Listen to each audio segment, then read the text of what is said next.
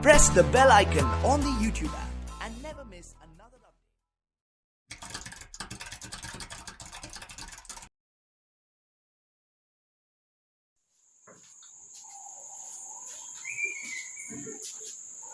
Hi everyone, welcome to our channel Gudaj Academy 20।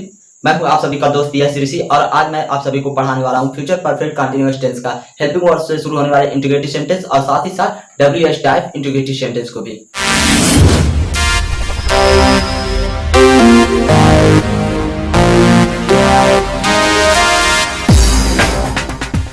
चलिए अब हम शुरू करते हैं।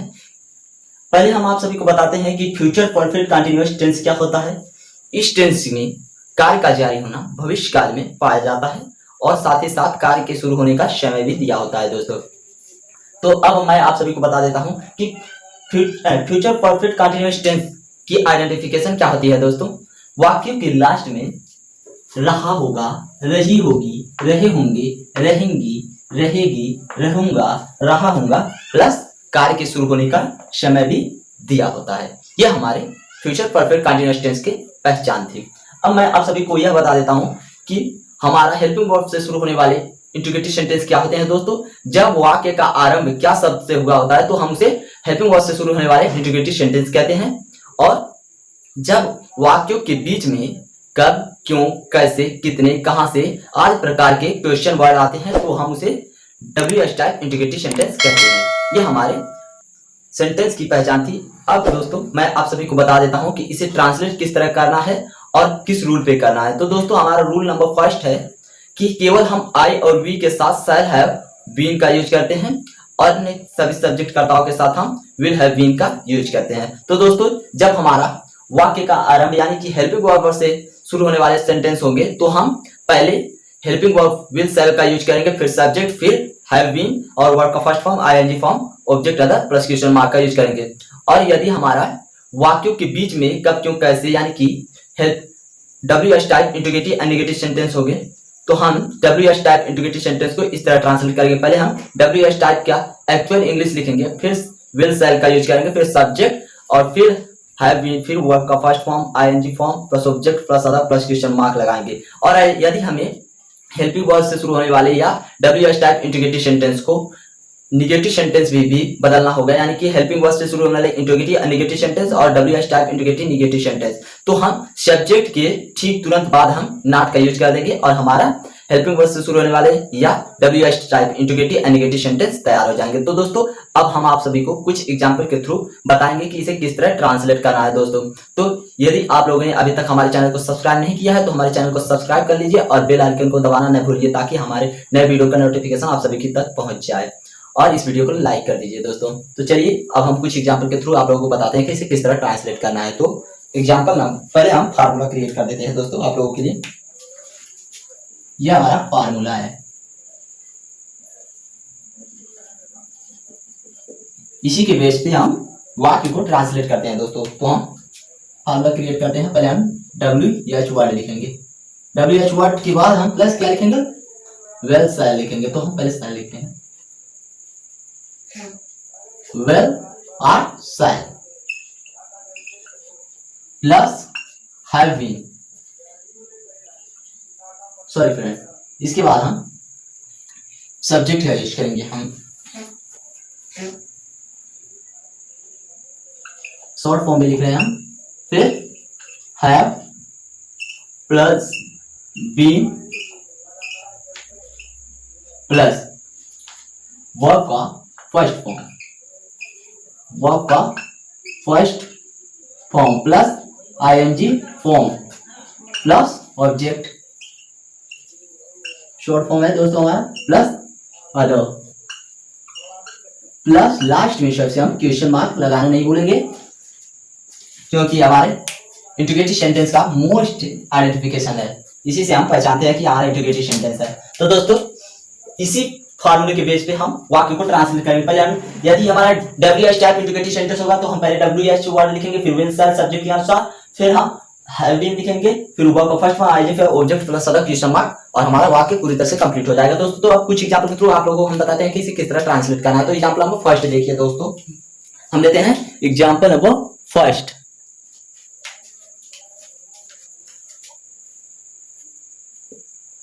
तो हम पहले हेल्पिंग वर्ब से शुरू होने वाले सेंटेंस को बताएंगे। क्या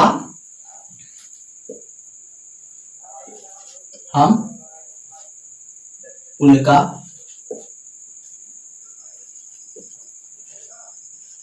इंतजार सुबह से कर रहे होंगे। तो ये हमारा फर्स्ट एग्जांपल है। तो यहां से हम टेंस का आइडेंटिफिकेशन देखेंगे तो हमारे रहे होंगे, तो रहे होंगे हमारा यहां कहीं है, तो यहां पर है। अब हम वाक्य की पहचान करेंगे, यानी कि हमारा किस टाइप का सेंटेंस है। तो सेंटेंस हमारा किस टाइप का है दोस्तों, हेल्पिंग वर्ब से शुरू होने वाले सेंटेंस है। हमने आप लोगों को पहले ही बताया कि जब हमारा वाक्य के आरंभ में क्या शब्द से होगा तो वो हमारा क्या होगा, हेल्पिंग वर्ब से शुरू होने वाला इंटीग्रेटिव सेंटेंस। तो हम इसे किस तरह ट्रांसलेट करेंगे दोस्तों, क्योंकि हमारा WH वर्ड इसमें नहीं है तो हम पहले क्या लिखेंगे, विल या शैल का यूज करेंगे, क्योंकि हम इस क्या की एक्चुअल इंग्लिश नहीं लिखते हैं बल्कि हम इसी के जगह पे हेल्पिंग वर्ब लिखते हैं। तो हम के साथ क्या यूज करते हैं, हम वी के साथ शैल का यूज करते हैं। तो हम पहले शैल का यूज करेंगे, शैल, उसके बाद क्या है subject, shall we, after this we write have been plus verb का फर्स्ट फॉर्म क्या है, wait, wait ING form add कर देंगे, वेटिंग फॉर, किसके लिए, फॉर उसके लिए, फॉर हिम, फॉर हिम सुबह से, तो यहां हम क्या यूज करेंगे, सिंस मॉर्निंग, बेकार फ्रेंड्स।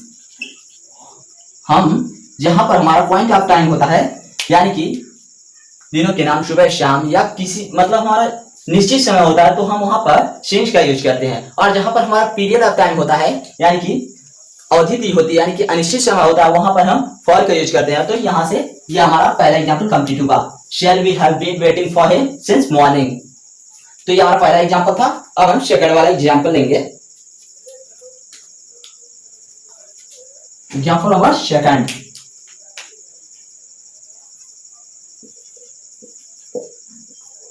क्या हुआ है, आलसी लड़का, क्या हुआ है, आलसी लड़का। अब हम 2 घंटे से सो रहा होगा,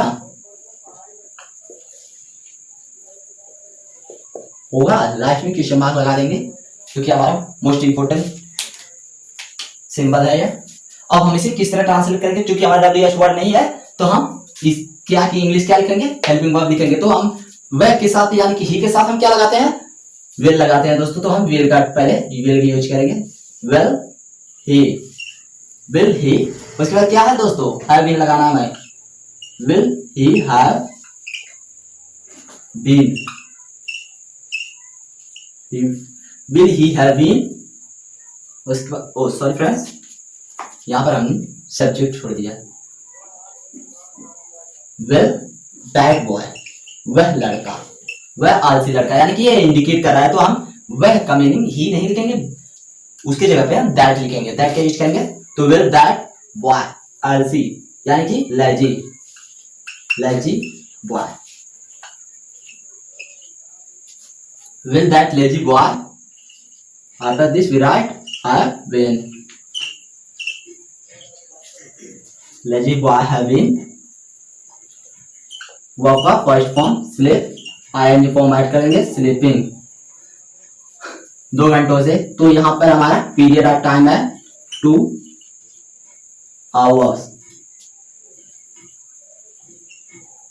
यह हमारा एग्जांपल नंबर सेकंड कंप्लीट हो गया। Will that lazy boy have been sleeping for 2 hours, ये हमारा सेकंड एग्जांपल कंप्लीट हुआ। अब हम थर्ड एग्जांपल देखेंगे। थर्ड एग्जांपल हम लेते हैं, लड़के, लड़के हो गया हमारा,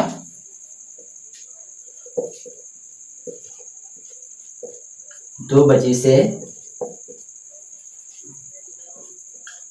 कहां खेल रहे होंगे,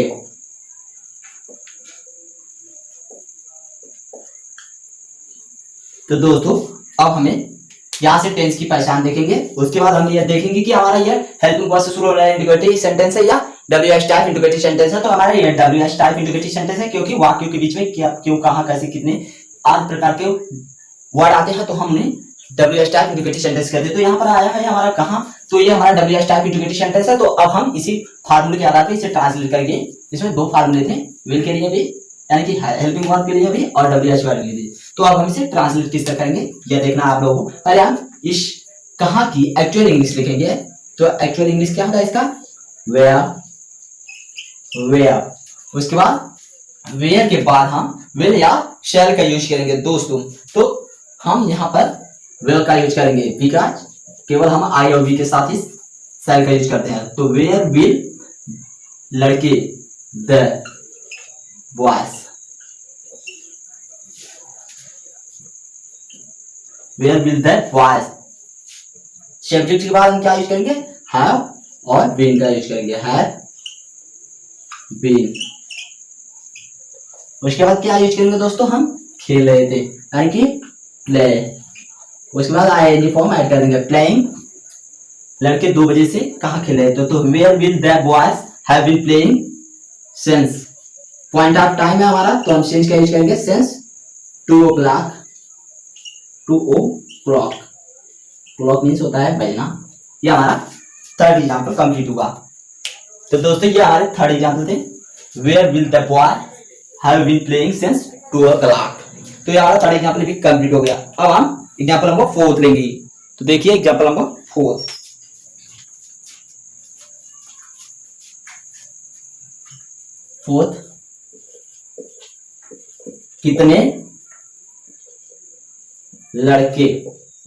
कितने लड़के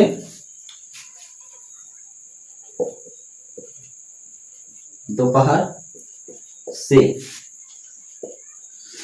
शोर मचाते रहे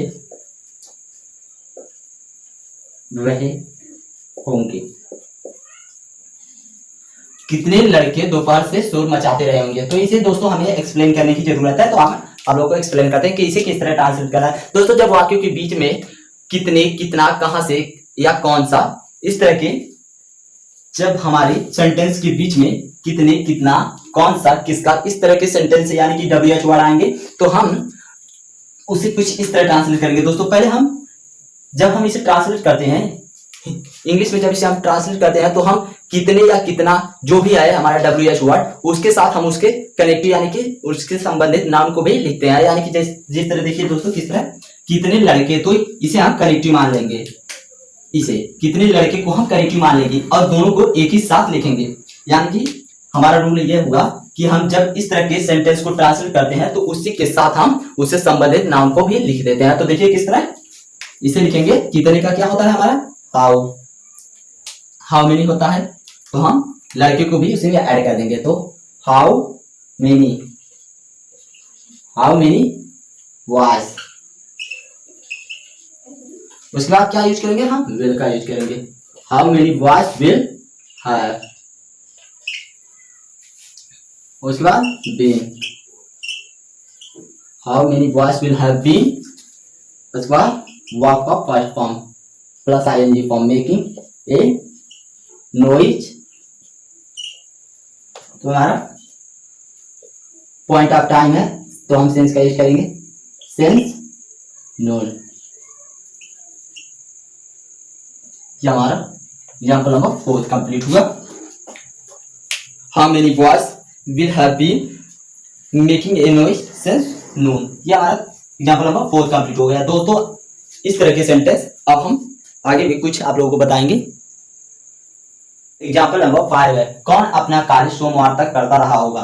तो दोस्तों जब इंट्रोगेटिव सेंटेंस में कौन कर्ता का कार्य यानी कि हु कर्ता का कार्य कर रहा होता है तो हम हु के तुरंत बाद विल या यानी कि विल शैल यानी कि हेल्पिंग वर्ब का यूज करते हैं। तो देखिए इसे किस तरह ट्रांसलेट करना है। पहले हम लिखेंगे हु, कौन की इंग्लिश ले लिखे हैं, उसके बाद हम हेल्पिंग वर्ब का यूज करेंगे। तो हु, इसके साथ हम विल का यूज करेंगे, who will have been, who will have been. उसके बाद क्या करेंगे,